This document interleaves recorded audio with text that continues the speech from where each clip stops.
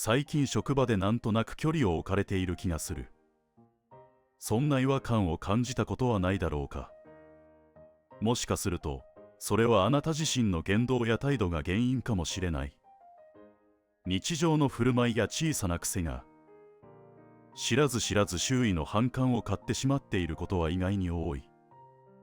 今回は、そんな、職場で嫌われてしまう人の特徴を14選紹介する。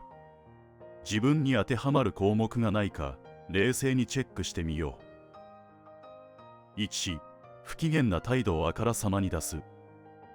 誰かに軽く指摘された途端、表情が一気に曇り、声のトーンが下がり、態度まで荒くなる。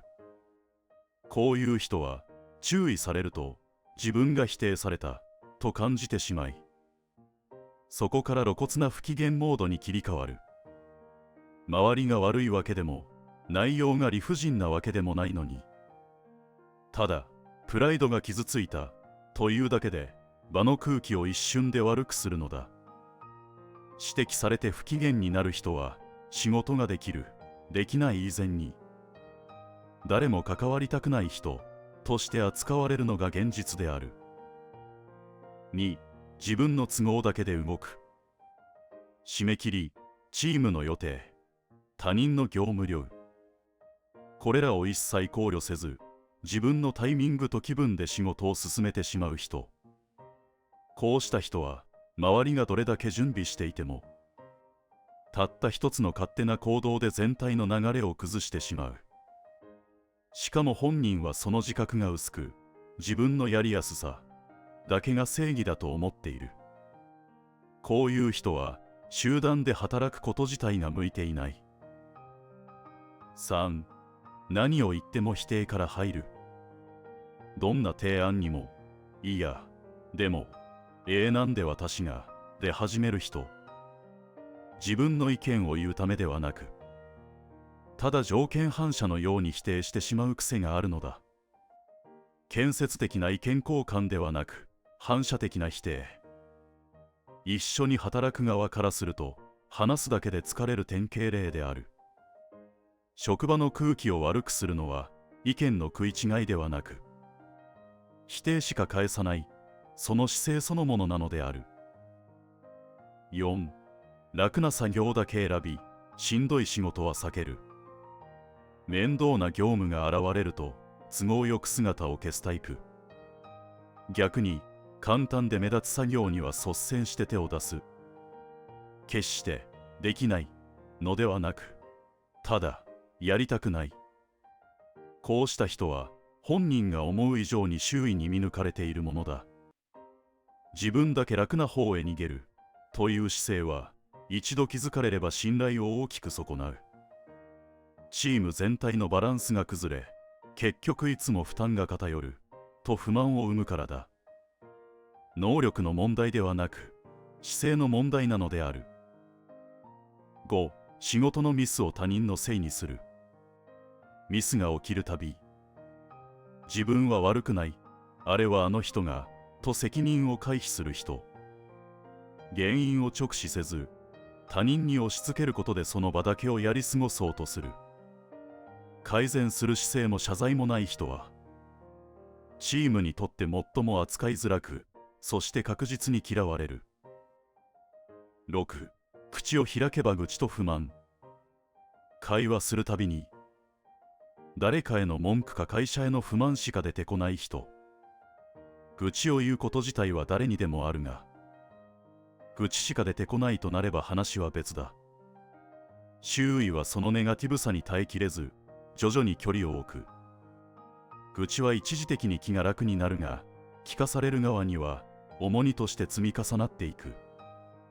場を明るくするわけでもなく、建設的な話をするわけでもない。そんな人と誰が好き好んで関わりたいと思うだろうか。7、聞かれてもないのに上から目線でアドバイス。優秀なわけでも、実際にその仕事をやったことがあるわけでもない。それなのに、誰からも求められてもいないのに、自分の価値観や方法論を語り出す人。もっとこうした方がいいんじゃない。それ効率悪くない。言葉の表面はアドバイスでも、その裏にあるのは相手を助けたい気持ちではない。ただ自分が上に立っている感覚を味わいたいだけ。本人は良かれと思って教えてあげているつもりでも、周りはまた始まったと内心うんざりしている。こうした人は知らぬ間に周囲の反感を買っているものだ。8. 依頼やお願いの仕方が雑。説明が足りず、態度も悪く、配慮が一切ない頼み方をしてくる人。相手の状況も手間も考えず、丸投げに近い依頼。お願いの仕方は、その人の人間性が強く出る部分だ。こうした雑な依頼を繰り返す人は、知らないうちに周囲の信頼を失っていく。相手は雑に扱われていると感じ、反発や不信感を抱くことにもなる。雑に頼む人は雑に扱われても文句は言えない。人としてどうかという問題がここに凝縮されているのである。9. 空気の読めなさが突出している。場の雰囲気や周囲の疲れ具合をまるで察せず、ずれた発言や行動をしてしまう人。悪気がないことがほとんどだが、その無自覚さこそが周囲のストレスとなる。会議で場違いな発言をしたり、忙しい人に冗談を言ったりすることで、チーム全体の集中を乱してしまう。空気を読むという行為は思いやりの一つであり、それが欠けると距離を置かれるのは当然と言える。10. 自分の能力以上にできる風を出してしまう。実力が全く追いついていないのに態度だけは一人前な人。実力が伴っていれば問題ないが、見栄やプライドを守るために背伸びしてしまうと、そのギャップが露骨に見え、不信感を抱かれやすく、逆に評価を落とす。できる人を演じるより、できないことを素直に認める方がはるかに信頼を得られるということを理解できていないのだ。11. 会話をすべて自分中心に持っていく。誰かの話題を自分の経験談や自慢話にすり替えてしまう人。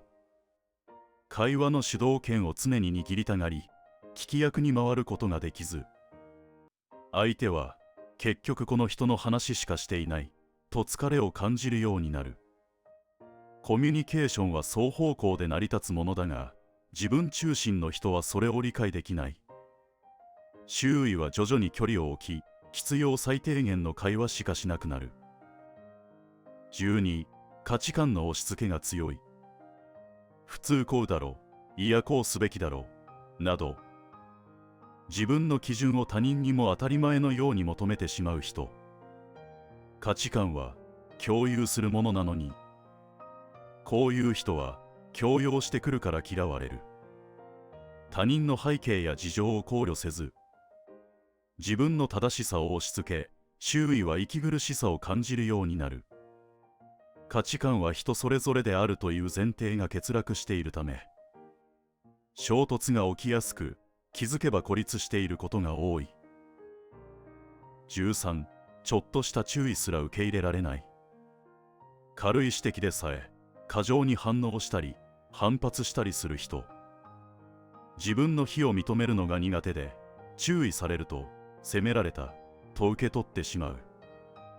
しかし職場での成長は他者からのフィードバックによって促されるものであり、これを拒否し続ける人は仕事も関係性も改善されないまま、周囲から扱いにくい人と烙印を押される。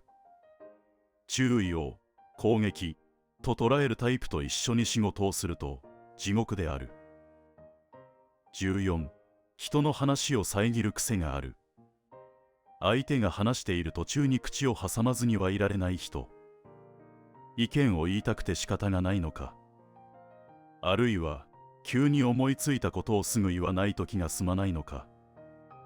理由は様々だが、いずれにせよ最後まで話を聞かないという姿勢は周囲をイラつかせる。相手を尊重する気持ちが希薄なため、コミュニケーションの信頼関係が築けない。話すよりもまず聞くこと、その基本が欠けている人は嫌われる。紹介した特徴の多くは決して特殊な人だけの話ではない。